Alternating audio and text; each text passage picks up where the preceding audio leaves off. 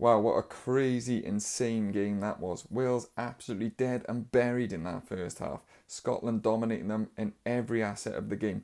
They come back in the second half and put in a massive performance. A lot of players put their hands up, some didn't, but going to Twickenham, how do we feel? I feel quite positive, weirdly, even though we lost the game. Within 1 point of the biggest comeback in Tier 1 history. Let's dig into the game and see what happened. What a crazy game. So Wales came out in the first half with a strange game plan. They were actually on the front foot for the first couple of minutes, but then they started really kicking the ball away off 9 and 10. Even when they were on the front foot, they were kicking the ball away.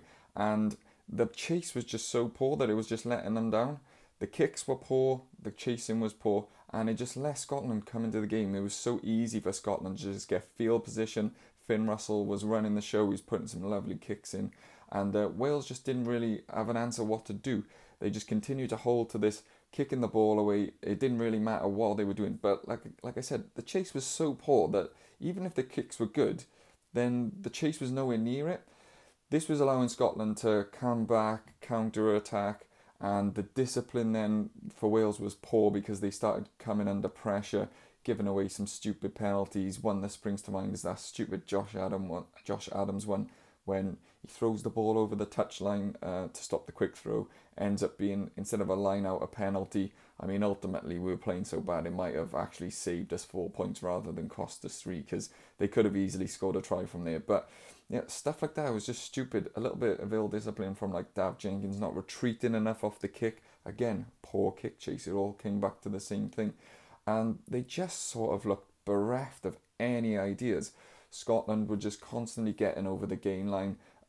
Tui Pilotu and Finn Russell were they were having an armchair ride from the pack, and they were just picking the right holes, picking where to run.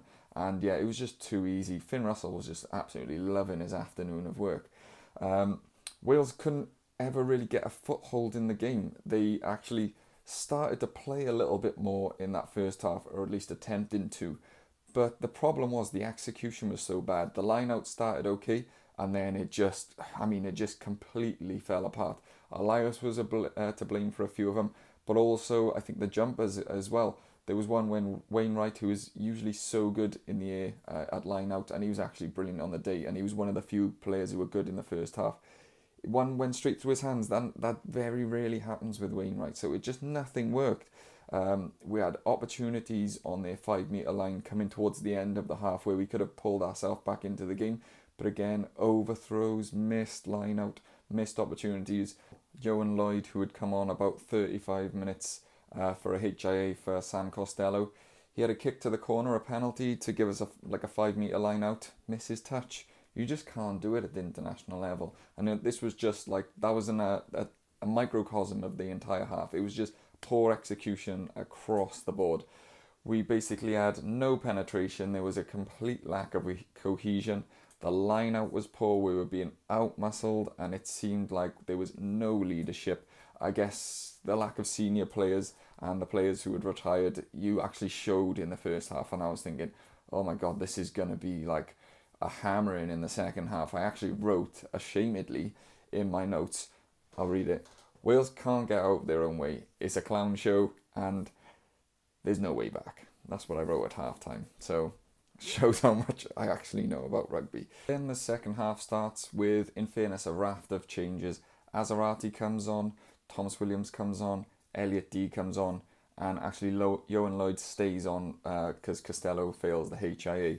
So you see Gatland, in fairness, he obviously read them the riot act at halftime and then just put some lambs to the slaughter, and didn't. What I actually liked is he didn't wait to make changes. I think a lot of coaches might have just said, like, we'll make 1 or maybe 2 changes, but they have like the structure generally of what time they're going to make these changes as a game plan going into a game. And he just threw it. It seemed like he threw it out the window, and he was like, no, this isn't working. Elias is failing at line out time, bring on D.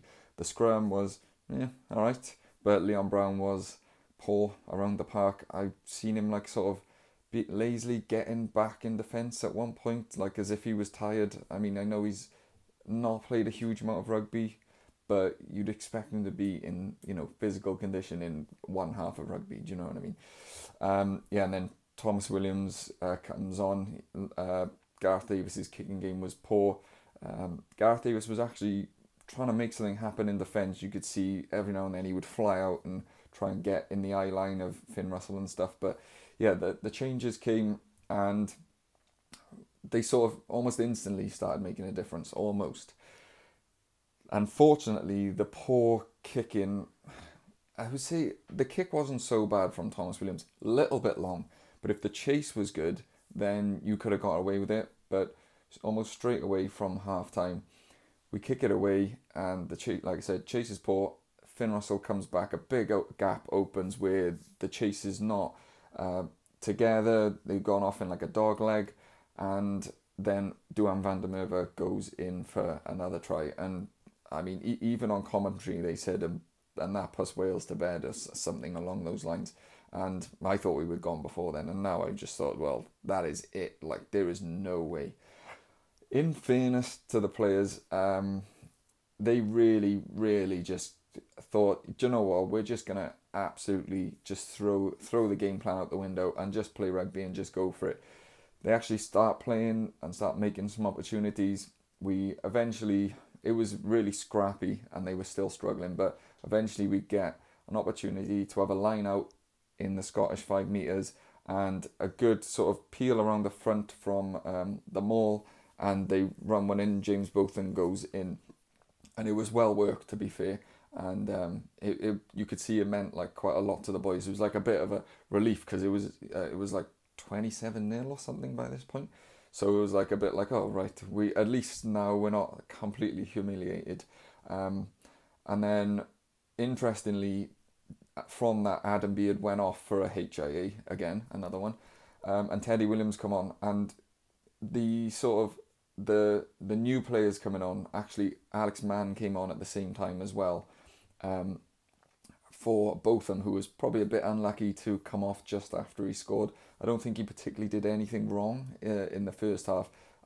Not that he did anything particularly great, but I think he was more of a casualty. I think Gatland was getting these players on because he wanted to have a good look at them, so he was giving them an opportunity quite early on. So these players come on now, these young boys, and they just start flying into everything. Teddy Williams, he was only on for like, I don't know, 5 to 10 minutes because it was the HIA, and he was literally all over the place. He was just launching his body into stuff. We've seen him do it for Cardiff, so it was great to see him just carrying that on for Wales, and he was just a lot of intensity, and they really just added the young players that came on, and obviously Thomas Williams just added this like real just speed and intensity and just sort of like fearlessness. In fairness to Thomas Williams, he completely changed the tempo of the game. I said in my preview to this game, when you look at the 3 players that were on the bench in the backs, if they come on, they're gonna, I mean, it's a no-brainer really, but they're gonna completely change the pace of the game, and they really did. Especially Thomas Williams. We started getting go forward ball, which was a big thing. Obviously, made his job a lot easier, but he was really speeding things up. He was always threatening, as he always does. There was a build-up of play, and eventually he puts a lovely looping pass over to Rio Dyer, who scores in the corner. And then Wales start to get a bit of belief, and you start thinking, well, it's still still early. They had a yellow card at the time, and it was just like, right, we can actually do something here. By this point, I think it was like 50 to 55 minutes. He'd basically thrown everyone who he could on at that point. I think Beard came back on and Teddy Williams went off. It was only Matthias and Williams who hadn't been on at this point. Azarati actually made a real impact. I thought his scrummaging was solid. I think he won 1 or 2 penalties, and he was also carrying loads. And Domachowski, I was doubting him before this game. I thought Gareth Thomas was going to be a big loss. I just hadn't seen from Domachowski on this level, what he showed for Cardiff at times. But I mean, what a great performance. I don't want to go too far into it, but he played 80 minutes. It's a bit of a damning indictment of what Gatland thinks of Matthias, but he was carrying. The front row was brilliant. D was brilliant when he came on. But so by this time, we had everyone on, and they just sort of just went for it. It was great. They were just constantly throwing the ball around, attacking. Scotland just giving away penalties. They didn't know how to deal with us. and it was just a bit of a crazy free-flowing game. Lloyd at 10 is obviously that style of player, so it suited him down to a T. He was just throwing the ball around, and yeah, it was great. Eventually, we get more attacks, and it was quite a long, prolonged attack. Sort of lost a bit of shape, but the forwards just kept carrying. They kept getting over the gain line. Eventually, the pressure tells, and a good little short carry from Wainwright, who again was superb on the day. He scores from about 5 metres out with a tight carry. And then Wales are really back in it then. And then we're starting to think, oh, this is great. I think it was either from that kickoff or something. Then they kicked to Wainwright and he has a big carry back. And it was just like everything was going for Wales at this point. And then there was like a small moment where Scotland had a bit of a breakaway. And there was numbers out wide and it completely opened up for him. Hugh Jones goes on the outside and Alex Mann comes from the outside to in, closing the gap. And it was just like a diving double ankle tap. That's the only way I can describe it on Hugh Jones. It was probably, even though he was in there 22, it was a try saver in my opinion. If he goes, then he's 2-on-1, I think, with the full back, and they probably kill the game at that point then, because that would have just sapped all of the momentum out of Wales. But what a tackle. It was reminiscent. It reminded me of a tackle that Warburton did against Tuolangi a long time ago when they were on the line, and he just dived and just double ankle tapped him, and it was superb. And that kept Wales in, and that was like another lifter for the crowd because of just how good that tackle was. And then Wales get the ball back, continue to attack, and just before about the 68th, 70th minute, we get another line out, which they just completely mauled Scotland to oblivion, and it broke apart, and Mann just has an easy run in, and you actually see him like celebrate to him, because he was basically on his own. He celebrated to himself as he slides in. So what an introduction to Test match rugby for him. But unfortunately, that was just that Scotland sort of managed to just slow it down and arm wrestle themselves back into it. Finn Russell managed to get hold of the ball a little bit and just put some kicks into some good spots to just kill the clock down.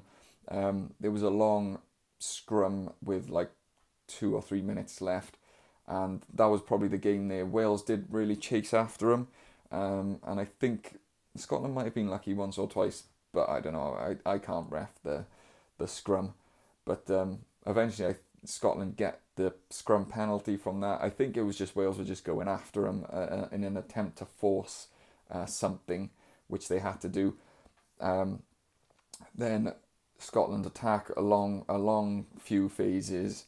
Van der Merwe gets over, but he is held up. It was Mason Grady, I think it was Mann again, and maybe Thomas Williams with some just good last ditch defence. The defence was actually held up really well for those last like 5 minutes, because that would have given Scotland the bonus point and taken the losing bonus point away from us.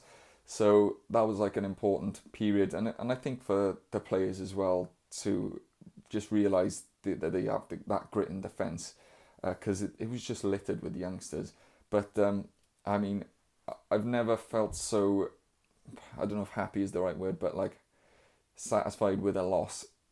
I know it sounds a bit stupid, but like to be 27 points down and come back to within 1 point, and realistically you would say if that game went on another 5-10 minutes, you would say Wales would have almost certainly is a bit heavy, but probably would have won that. Rafael was absolutely brilliant at the breakdown. 4 steals I think he had, whether it was a steal or a penalty from ruck time. We're so lucky we have just this deep pool of sevens and just back row, flankers in general. In Wales, he was superb on the day. Didn't get a lot of opportunity to carry, but his game is disrupting at the ruck, and he was managing to slow them down, and he was just brilliant. So really happy for him. He's got an opportunity now. I know Jack Morgan is obviously the captain and obviously going to come back into the squad when he gets a chance, but Rafael really put his hand up in this one, which we need going through for the rest of the Six Nations. I have to just give Wainwright a real congratulations. I said in one of my videos a couple of weeks ago, or it was around Christmas time, and it was my players of the year. Wainwright was about third or fourth, and I was saying he's really stepped up, and it's good that he's like sort of the natural successor now to Faletau. But I've yet to see him grab hold of a game when we really need it, and this was the one. You could see just as the game was going on, he was growing in confidence. He was just carrying so hard, and he seemed like he was enjoying himself, to be fair. Ended up getting the man of the match, so I'm really happy for him. It's what we need with Faletau coming to the end, and obviously not available at the moment. And obviously he's staying at the Dragons, so that's great for the Dragons. But what an insane game. What can you say? Like, there's a few players that really, I think, put themselves out of contention. We're looking at Liam Brown, Ryan Elias. I'm not too sure about Owen Watkins. I don't remember him doing anything. I know he was pretty solid in defence, which is what he's good at, but I don't remember seeing him in attack once. I know he didn't have a lot of ball, but yeah, a few of these players might struggle to get back into the team. I don't know if he might want to give Grady an opportunity at 13, but if North is probably going to come back for next week, that's a good option. It's just a shame for Watkins there. He didn't really have an opportunity to show what he's capable of, show what he's been doing for the Ospreys this season. So I think he's going to struggle to hold this spot. If Azarati doesn't start, I don't understand why. The only thinking that could be behind that maybe is he wants the impact off the bench, because he certainly brought that. But for what he did when he came off the bench in that second half, I think he deserves to start, because he was superb. Like I said, his scrummaging was great, and the two props just carried so hard. If Gareth Thomas is now available for the next match against England, is Gatland going to put him straight in?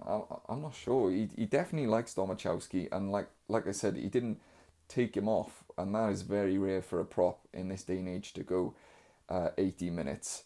Again, that might just be a damning condemnation of where he thinks Kemsley Mathias is and what he believes he can offer. But yeah, he was great. Both I think he's got to give Man an opportunity.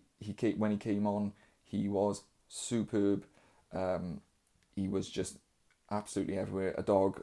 Like I know I always say about how good he is, but I just think he's absolutely amazing, and I think he is the answer for us at 6, especially if Wainwright is going to just play 8 now from now on in.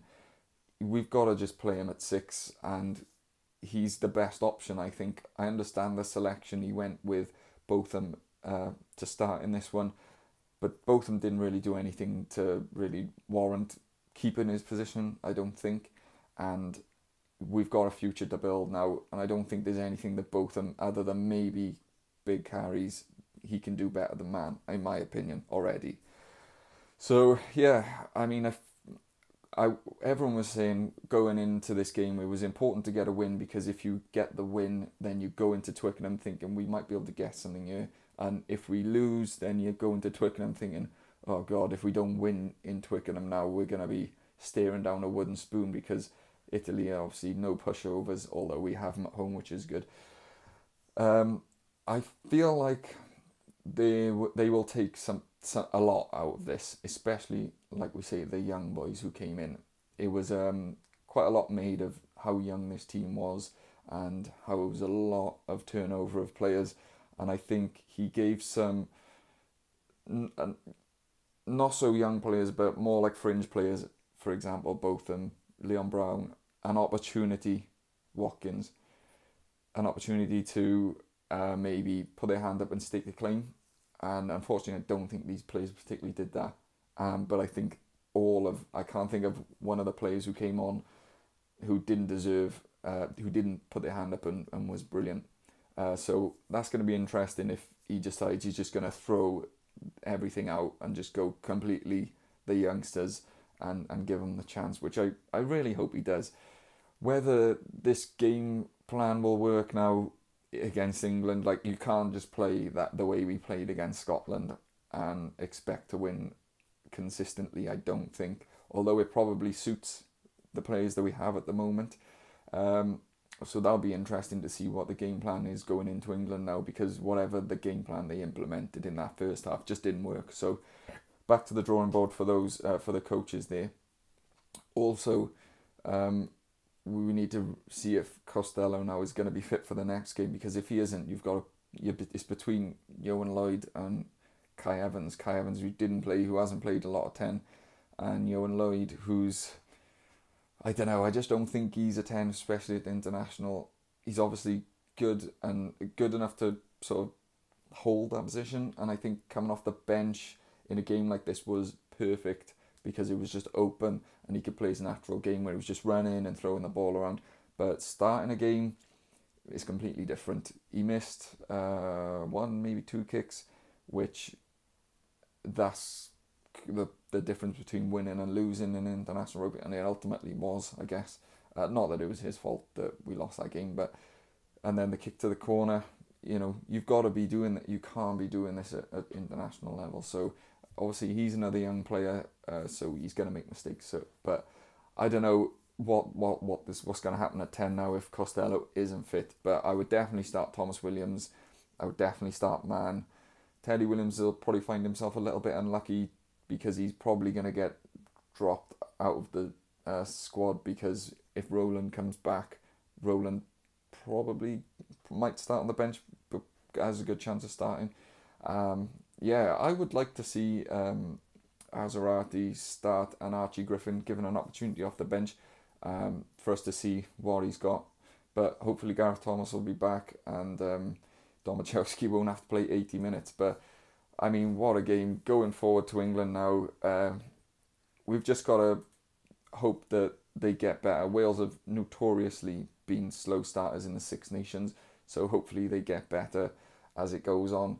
I think it's going to be really tough going to Twickenham, as it always is. It's never an easy game. But I think we can take a lot of positives from this, and a lot of positives from the fact that almost all of the young guys put their hands up, and all of them made an impact. So that's a real good position. A crazy game. I don't really know what else to say, but I'd like to hear what you guys think in the comments. Please subscribe, and I'll catch you on the next one.